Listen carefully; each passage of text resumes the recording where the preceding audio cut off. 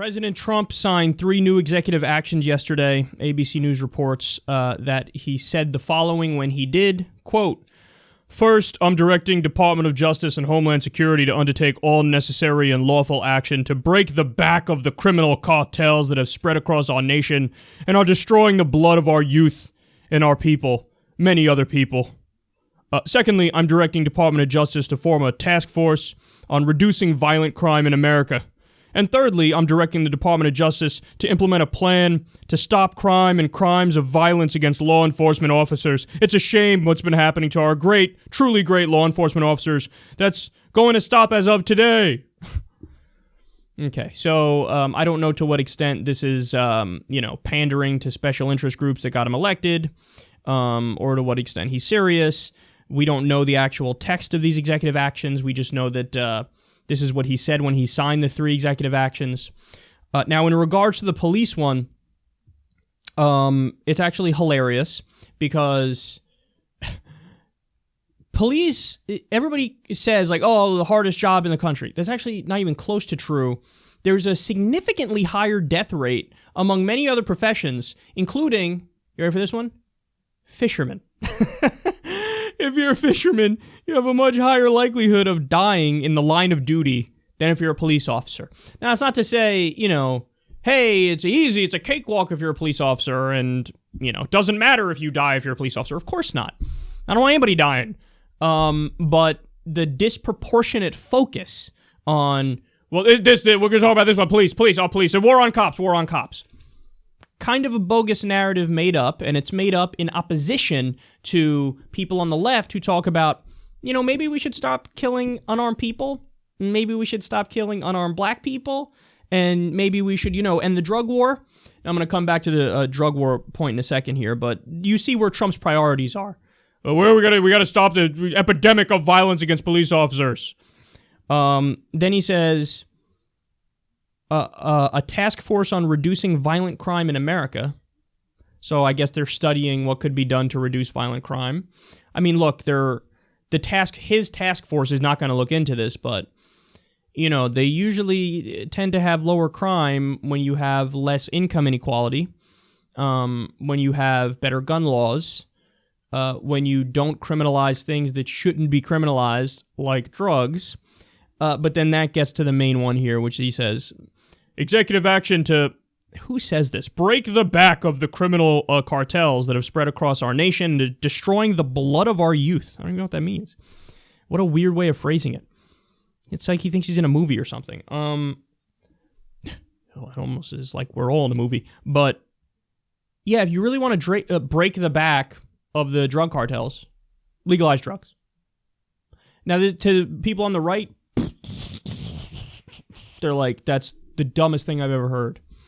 Except if you look at the evidence and the data and the history of prohibition, you find out very quickly, no, it's actually the most logical thing you've ever heard. We had prohibition of alcohol.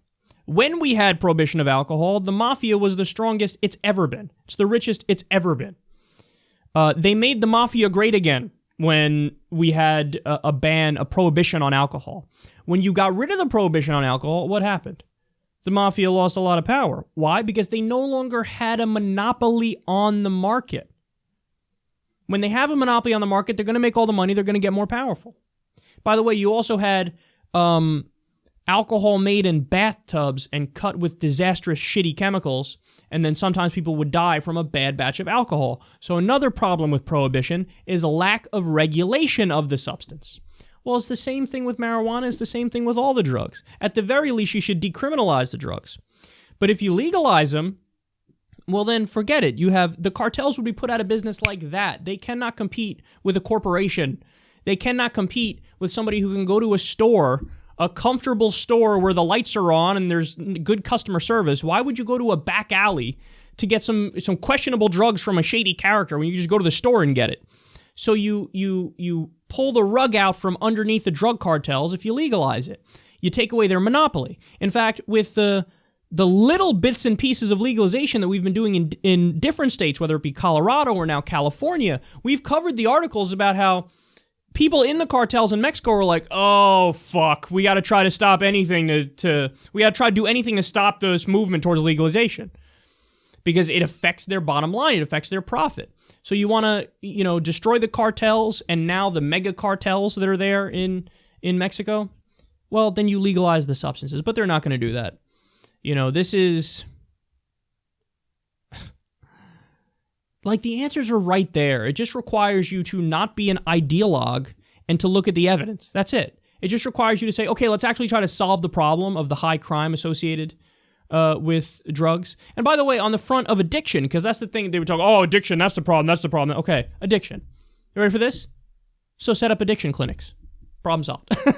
Like, set up rehab clinics, addiction clinics, a place where it can be treated as the medical issue that it is, and then remove the stigma of it, and then people would get help when they have that issue. And by the way, on top of that, we should also note for the record that 80% of drug users are not addicted.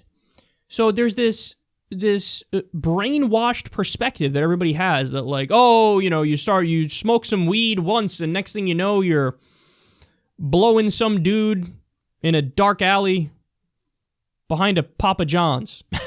I went with Papa John's instead of Arby's because I go with Arby's too much. But that's just not true. The overwhelming majority of drug users are moderate users, and they just live their life and go about their business, and they take care of their kids and their family members, and it's normal. The same thing. Oh, I had some alcohol after work. Okay, nobody wants to throw you in prison for that now, but they do if it's weed or if it's other drugs. So most people, it's moderate users, and they should have the freedom and the ability and the liberty to put whatever they want in their body. And people who struggle with addiction, they should be able to go get the help they need.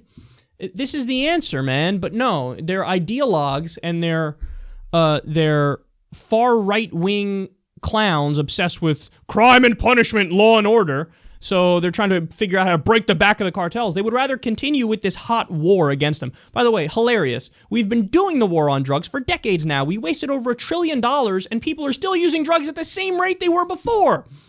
And what's their answer? More of the same. Like, hey, maybe, to stop the cartels, I have an idea. Riddle me this. Maybe if we do, like, a war on drugs, maybe that'll fix it, right? No, that was the fucking problem, you idiots. But they're going to go further in that direction because they're not that bright. They're not that smart, and they're ideologues. So we know what the answers are. They're not going to do it, but he's signing these goofy executive actions and playing macho man. President Trump, like, oh, yeah, look at me. Look at me, Mom. I'm such a big, strong president. I'm going to break the back of the cartels. Oh, shit, I made the problem worse. That's what's going to happen.